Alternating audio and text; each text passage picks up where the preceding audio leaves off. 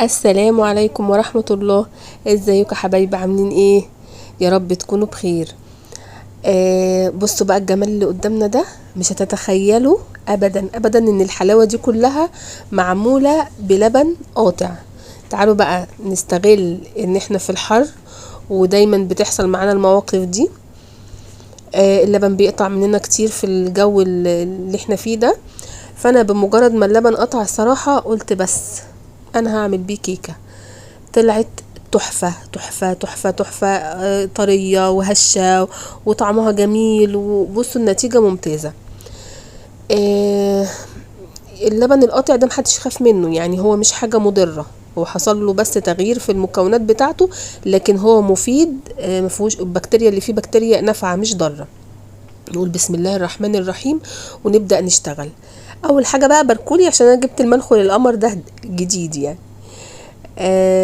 بسم الله الرحمن الرحيم. ونعاير الاول الدقيق بتاعنا. معايا المج ده هعاير بيه 4 مجات من الدقيق. انا هعمل كيكة شوكولاتة، فهشيل شوية من المقدار واحط بدلهم كاكاو. دي الكوباية الرابعة، هشيل بس كم معلقة كده وهحط بدلهم كاكاو. يعني ممكن تشيلي نص كوباية وتحطي نص كوباية كاكاو، لان دول 4 كوبايات. كان عندي بقى يعني انا ما لقيتش عندي نسكافيه، فلقيت عندي معلقتين كده في الظرف بتاع الكابتشينو، فضفتهم ادوني برضو طعم جميل جدا. حطيت ورقة كاملة من البيكنج باودر، حطيت نص معلقة صغيرة من الكربوناتو. نخلت كل ده فوق الدقيق. بصوا الحبيبات دي بقى هتخلص منها خلاص، لان هي لو حطيتها هتطلع النتيجة يعني في الكيك هتبقى مش حلوة خالص، مش هيدوبوا اصلا. هقلب بقى كل الخليط بتاعي ده، وكده الجزء الاول من عمايل الكيك خلص. تاني حاجة بقى هحضر الحاجة اللي في الخلاط. معايا 2 بيضة، كسرت واحدة واحدة عشان برضو احنا في حر، فما تكسريش البيض على بعضه، تأكدي ان هو سليم الاول. حطيت 2 بيضة، وحطيت معلقة من الفانيليا. بس انا بقولك انت حطي 2 معلقة من الفانيليا، المعلقة الصغيرة دي. حطيت كمان 2 الا ربع من السكر. انا بالنسبة لي هو كده سكره ممتاز. عايزة انت تكملي 2 مفيش مشكلة، كمليهم 2 من السكر. حطيت مج من الزيت، وده اللبن بتاعي اهو اللي قطع. عملت عايرته، ادي مج وادي نص. طبعا كده المقدار بتاع السوائل هيكون قليل على ال4 كوبايات من الدقيق، انا هكمل بمية. جهزت بقى اول حاجة، انا قبل ما اقعد القعدة دي كده وابدأ في شغل الكيك، لازم اكون مسخنة الفرن. فتحت الفرن كده وسبته يسخن عقبال ما انا اشتغل في العجينة بتاعتي.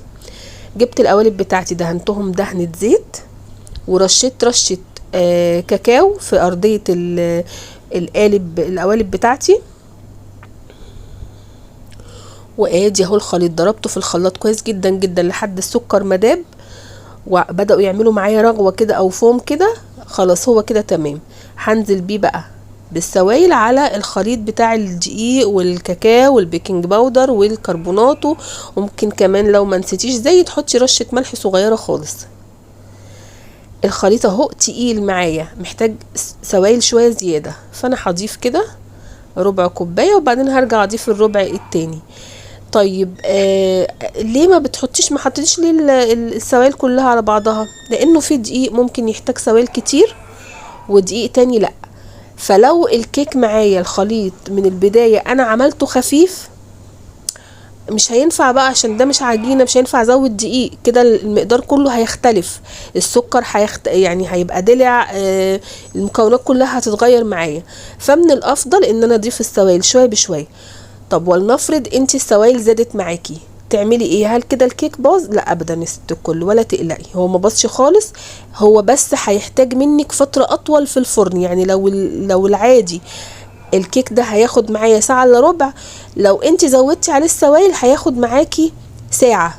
يعني ممكن ياخد 10 دقايق، ربع ساعة كمان زيادة، على بال ما السوائل دي تجمد والزيادة منها يتبخر في الفرن.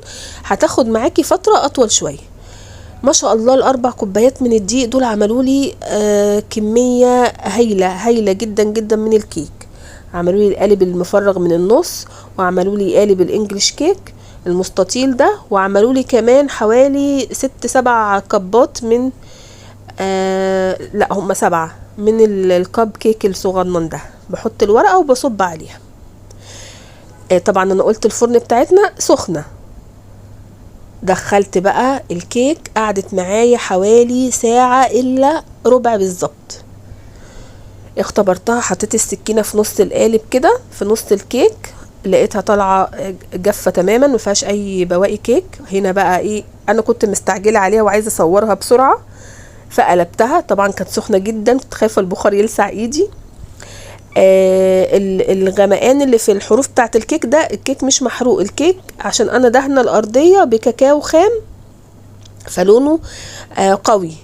بصوا بقى كان معايا ايه، كان عندي مكعبات كده من الشوكولاته الخام من بواقي حاجه العيد يعني. فروحت جايبه مكعبين كده، واحد ابيض واحد بني. عارفين الاكياس بتاعت السبوع دي اللي بيحطوا فيها الفشار والسوداني والحاجات بتاعت السبوع دي، حطيت فيها. وحطيت في كيس تاني من حاجة الساندوتشات كده، اكياس صغيرة، مكعب من ده ومكعب من ده. حطيتهم على البوتاجاز اثناء ما الفرن شغالة. حطيهم في طبق كده وسيبهم على البوتاجاز. هي الحرارة سيحت الشوكولاتة، بس قبل ما اربط الاكياس حطيت معلقة زيت، معلقة واحدة في الشوكولاتة البيضاء ومعلقتين او 3 في الشوكولاتة البني. ليه؟ لان الشوكولاتة البيضاء اصلا فيها دهون كتير. ده لما ساعد بقى ان هي لما تسيح تبقى ناعمة وقوامها خفيف كده. قصيت كده يعني فتحة صغننة خالص في الكيس من الحرف بتاعه عشان اعرف اعمل بيه الخيوط دي. ادتني شكل جميل وكأني مثلا جايبة حاجة جاهزة، مع اني عاملاها بكل سهولة في البيت. بجد جربيها هتعجبك قوي قوي قوي. يعني متزعليش لو اللبن قطع، ما تزعليش، هتستفادي منه. في افكار كتير بعد كده هنعملها ان شاء الله باللبن القاطع. دايما في الحر يعني بتحصل المواقف دي. كوباية الشاي بلبن بقى المتينة، وقطعي الكيك وبألف هنا. جربيه وان شاء الله يعجبك وهتدعيلي. بصوا الكب تحفة تحفة تحفة،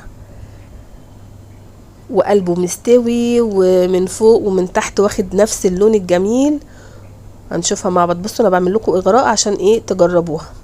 طب ولنفرض انتي ما عندكيش لبن قاطع وعايزه تجربي الكيك ده، عادي لبن حليب، وممكن تحطي معاه كوبايه زبادي. كده ينفع وكده ينفع. بصوا الجمال، طريه وجميله جميله جميله. اوعوا تنسوا تدعوا للثانويه العامه، ربنا ينجحهم كلهم. كمان ندعي لتالتة اعدادي ولكل ولادنا، ربنا يصلح احوالهم كلهم، فرحنا بيهم جميعا يا رب، ويسهل لهم كل عسير. وبألف هنا. حابه اقولك لو ما عندكيش زيت ذره وتشتغلي بيه كيك زي ما انا عملت وعندك زيت تموين، مفيش مشكله خالص. حطي نص كوبايه سمنه مع نص كوبايه زيت، هتحليلك الطعم وهتغطي على اي ريحه مش مستحبه في الزيت. جربيها بقى وان شاء الله تدعولي.